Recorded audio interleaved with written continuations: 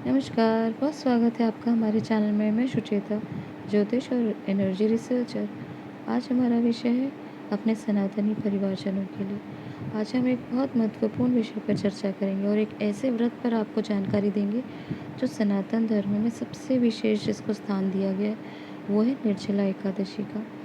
हम जानते हैं एकादशी सारी ही बहुत महत्वपूर्ण है, जिसका नियम व्रत एकादशी का स्पेशली एक गृहस्थ के जीवन में जो है शुक्ल पक्ष की एकादशी उसे अवश्य करनी चाहिए।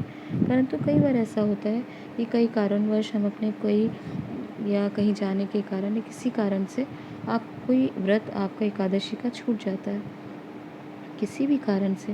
परंतु मात्र निर्जला एकादशी एक ऐसी एकादशी है जिसको सबसे श्रेष्ठ स्थान ही नहीं दिया गया, परंतु इसके उपाय से आप सारी एकादशी का जो है पुण्य प्राप्त करते हैं। इस एकादशी को भीमसेनी एकादशी भी कहा जाता है।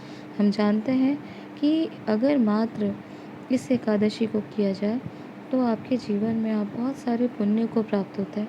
हमारे कई जन्मों के जो है पाप उनका ह्रास होता है और इसीलिए इस एकादशी का बहुत महत्वपूर्ण स्थान है, जिसे हम निर्जला एकादशी या भीमसेनी एकादशी कहते हैं, जिसका हम उपवास व्रत करेंगे 6 जून 2025 को।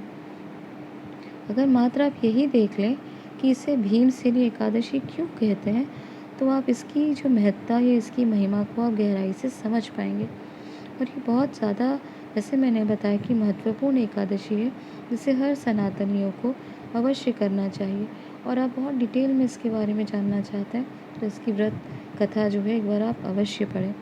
देखिए, ये तो हम जानते हैं कि निर्जला एकादशी जिसे हम 6 जून को मनाने जा रहे हैं, वो कई मायनों में सबसे महत्वपूर्ण एकादशी का स्थान प्राप्त करती है। जैसे मैंने बताया कि हर वर्ष हर माह में 2 एकादशी होती है, एक शुक्ल पक्ष की, एक कृष्ण पक्ष की।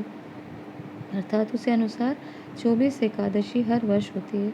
और अगर हम पुरुषोत्तम मास को भी देखें तो ये 1-2 एकादशी यानी 26 एकादशी कुल यहाँ पे हम देख सकते हैं। परंतु साधारणतः ये 24 एकादशियों में जो है सबसे महत्वपूर्ण एकादशी ऐसे ही नहीं माना जाता।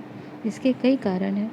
देखिए, सबसे पहला कारण ये है कि मात्र इस एकादशी को अगर आपने किया तो आपको सारी एकादशी का जो है पुण्य प्राप्त होता है और आपके कई जन्मों के जो है वो कर्म भस्म हो जाते हैं। दूसरा, इसकी तपस्या जो है वो बहुत ही ज़्यादा, जैसे हम देखते हैं कि ये जो है ज्येष्ठ माह का सबसे गर्म महीना होता है वर्ष का, और इसी माह में इस निर्जला व्रत को धारण करना पड़ता है। अर्थात बिना फलाहार बिना जल आपको ये व्रत करना रहता है।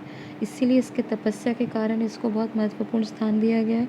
वहीं हम देखते हैं कि इसके अनुष्ठान, कोई भी आप जो व्रत अनुष्ठान करते हैं एकादशी का, तो उसका मात्र एक ही जो है, जो एकादशी को प्रारंभ करने का जो समय होता है, वो यही मात्र एक निर्जला एकादशी का होता है।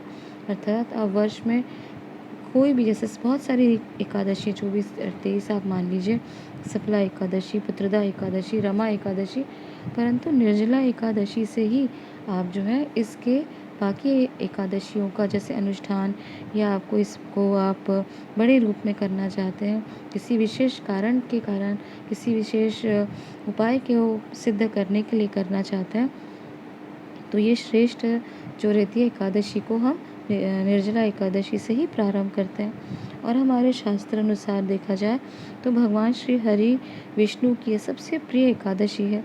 तो इसका कहने का अर्थ है कि ये एकादशी का जो मान्यता है सबसे, इसीलिए महत्वपूर्ण स्थान इसको दिया गया है।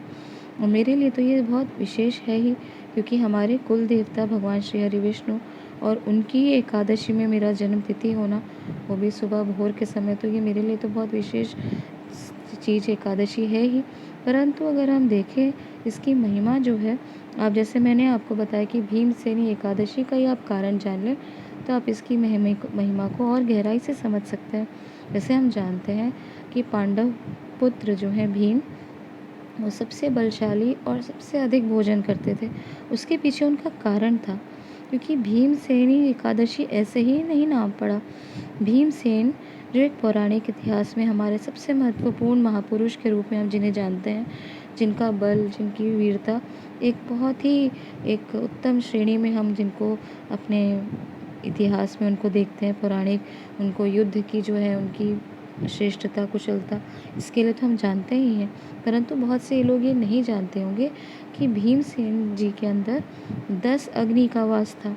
जैसे साधारणतः हम देखते हैं कि हर वर्ष मनुष्य के अंदर मात्र एक अग्नि रहती है, जिसे हम जठरा अग्नि कहते हैं, या जिसे हम पाचन अग्नि, जिसका साधारणतः डाइजेशन के लिए, जिसे हम जठरा अग्नि के नाम से जानते हैं।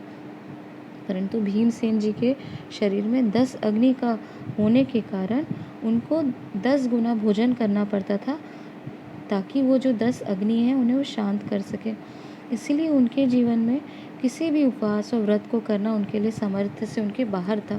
फिर भी साधु संत महापुरुषों के आज्ञा से और श्री कृष्ण की प्रेरणा से उन्होंने एक व्रत किया, जिसे ऐसे जैसे मैंने बताया कि उनके लिए एक महत्वपूर्ण था अपने जीवन में सिद्धि के लिए, पुण्य प्राप्ति के लिए और अपने जीवन के सब कष्टों के नाश के लिए उन्होंने इस व्रत को अर्थात निर्जला एकादशी के व्रत को करना प्रारंभ किया।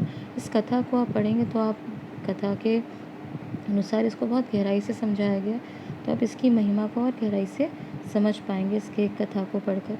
तो इसीलिए इस एकादशी का नाम, निर्जला एकादशी का नाम भीमसेनी एकादशी जो है पड़ा।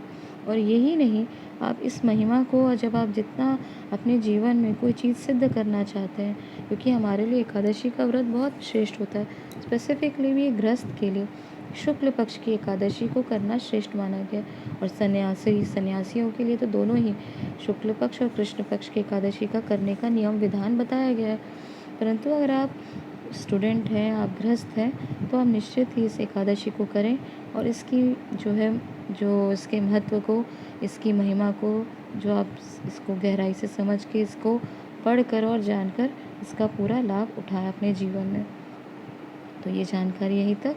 निश्चित आप याद रखें 6 जून 2025 जिस दिन हम निर्जला एकादशी का व्रत करें। तो ये जानकारी यहीं तक। अगर दी गई जानकारी पसंद आए तो चैनल को लाइक सब्सक्राइब ज़रूर करें। धन्यवाद।